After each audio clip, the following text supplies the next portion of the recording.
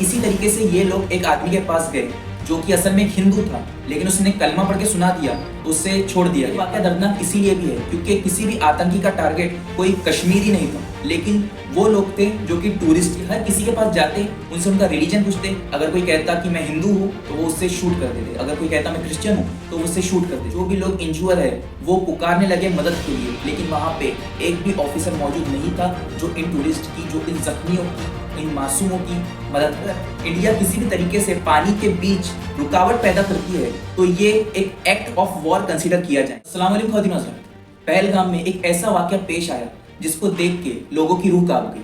कुछ आतंकियों ने किस तरीके से टूरिस्ट पे हमला किया और उन्हें कत्ल कर दिया और काफी सारे टूरिस्ट को जख्मी कर दिया। ये वाकया दर्दनाक इसीलिए भी है क्योंकि किसी भी आतंकी का टारगेट कोई कश्मीरी नहीं था, लेकिन वो लोग थे जो कि टूरिस्ट थे। पहलगाम में आके क्या हुआ और इस सारे इंसिडेंट पे इंडियन गवर्नमेंट का क्या रिस्पॉन्स है, आज हम इस वीडियो में यही बात करेंगे। 22 अप्रैल 2025 पहलगाम से सिर्फ 7 किलोमीटर दूर बैसन वैली के अंदर 5 आतंकी घुस जाते हैं। उन 5 के 5 आतंकियों के पास AK-47 और M4 कार्बाइन्स गन्स होती है और इन पांचों की यूनिफॉर्म इस तरीके की होती है जैसे कि ये किसी मिलिट्री ग्रुप से ताल्लुक रखते हो। ये पांचों आतंकी बैसन वैली के अंदर घुस के दहशत फैलाते हैं।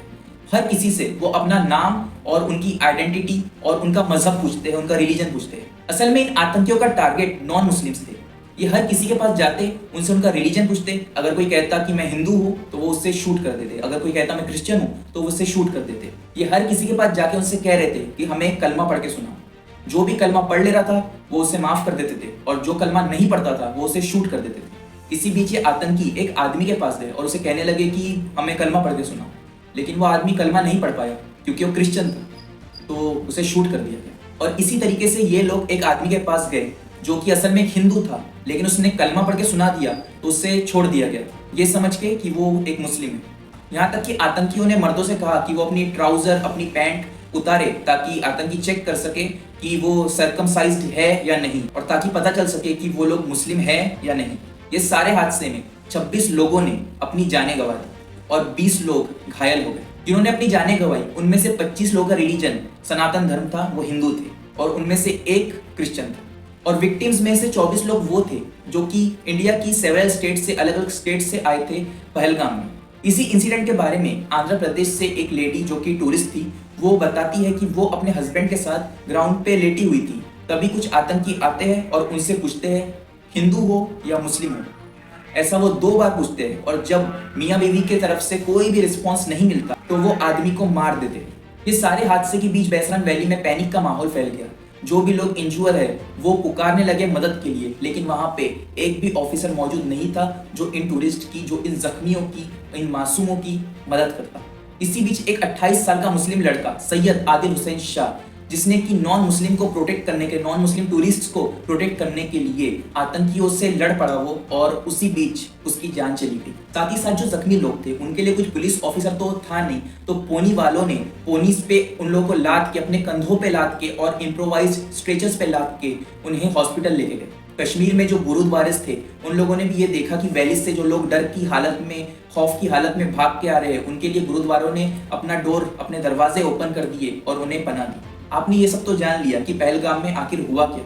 अब ये भी देख लेते हैं कि इन सब पे इंडियन गवर्नमेंट का क्या रिस्पॉन्स है। इंडियन गवर्नमेंट बताती है कि ये अटैक जो भी किया गया वो TRF ने किया, जो कि लश्कर तैयबा का अलाई भी है, और इन सबको सारी बैकअप जो दी गई वो पाकिस्तान ने दी है। मतलब सारा का सारा ब्लेम जो जाता है वो पाकिस्तान पे जाता है कि पाकिस्तानी ने बैकअप दिया और ये अटैक पॉसिबल हो सका। जबकि on the other hand Pakistan इस अटैक की कोई भी रिस्पॉन्सिबिलिटी लेने से डिनाई करता है, और पाकिस्तान के डिफेंस मिनिस्टर ये कहते हैं कि ये एक फॉल्स फ्लैग ऑपरेशन है, कि ये तुम में से ही, इंडियन में से ही किसी ने किया है और तुम सारा ब्लेम पाकिस्तानियों पे डाल रहे हो। ये पाकिस्तान का कहना है। Indian prime minister Narendra Modi जो कि सऊदी अरेबिया विजिट करने गए थे, वो रिटर्न आ गए इंडिया और उन्होंने एक मीटिंग बिठाई। इस मीटिंग में कुछ डिसीजंस लिए गए जो कि एक के बाद एक हम देखेंगे। सबसे पहले तो इंडियन गवर्नमेंट ने इमीडिएटली इंडस वाटर ट्रीटी को सस्पेंड कर दिया। इस ट्रीटी के मुताबिक 39 बिलियन क्यूबिक मीटर्स पानी इंडस वैली से फ्लो करता है इंडिया से पाकिस्तान में एनुअली, और इंडिया ने इसी ट्रीटी को सस्पेंड कर दिया। इसी पे पाकिस्तान ने भी रिस्पॉन्स किया और कहा कि अगर इंडिया किसी भी तरीके से पानी के बीच रुकावट पैदा करती है तो ये एक एक्ट ऑफ वॉर कंसीडर किया जाएगा। दूसरा एक्शन जो इंडियन गवर्नमेंट ने लिया वो अत्तारी वाघा बॉर्डर, जो इंडिया पाकिस्तान का मेन बॉर्डर है, उसे इमीडिएटली क्लोज कर दिया।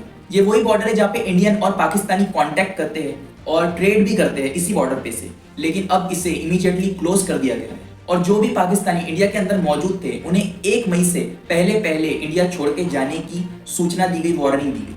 तीसरा एक्शन इंडियन गवर्नमेंट ने ये लिया कि SAARC वीजा एग्जेम्पशन स्कीम के तहत पाकिस्तानी अब इंडिया में ट्रैवल नहीं कर सकते, और जो भी पाकिस्तानी इंडिया में पहले से मौजूद थे उन्हें 48 घंटे दिए गए, 48 आवर्स दिए गए कि वो अब इंडिया को छोड़ के चले जाए। चौथा एक्शन इंडिया ने ये लिया कि न्यू दिल्ली में जो भी नेवल, डिफेंस और एयर एडवाइजर्स थे पाकिस्तान के, उन्हें पाकिस्तान वापस भेज दिया गया, इंडिया से निकाल दिया गया।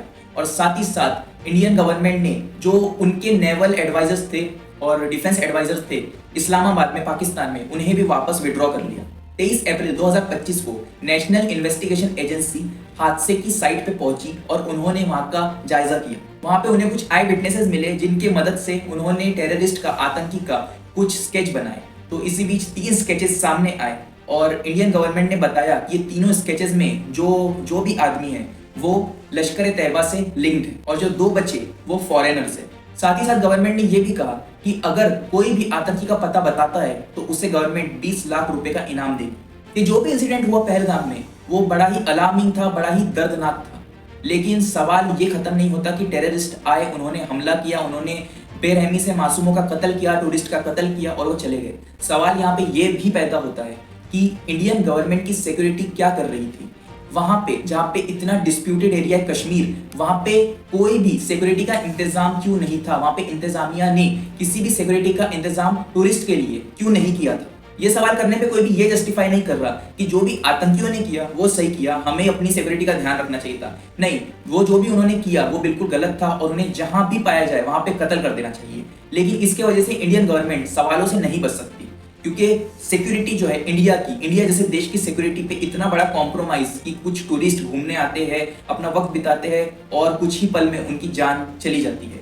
तो ये सबसे बड़ा सवाल उठता है इंडियन गवर्नमेंट पे। कश्मीर वहाँ पे इंसर्जेंसी कभी भी किसी भी वक्त हो सकती है, वहां पे इंसर्जेंसी हुई भी और इंडियन गवर्नमेंट का एक भी ऑफिसर वहां पे मौजूद नहीं था। हर किसी का यही सवाल है कि इंडियन गवर्नमेंट सिक्योरिटी के मामले में इतनी इररिस्पॉन्सिबल कैसे हो सकती है। इवन जो जख्मी लोग थे, घायल लोग थे, उनके लिए कोई पुलिस ऑफिसर तो था नहीं, तो पोनी वालों ने, वहां के रेसिडेंट ने वहां के लोगों को अस्पताल लेके गए, हॉस्पिटल लेके गए।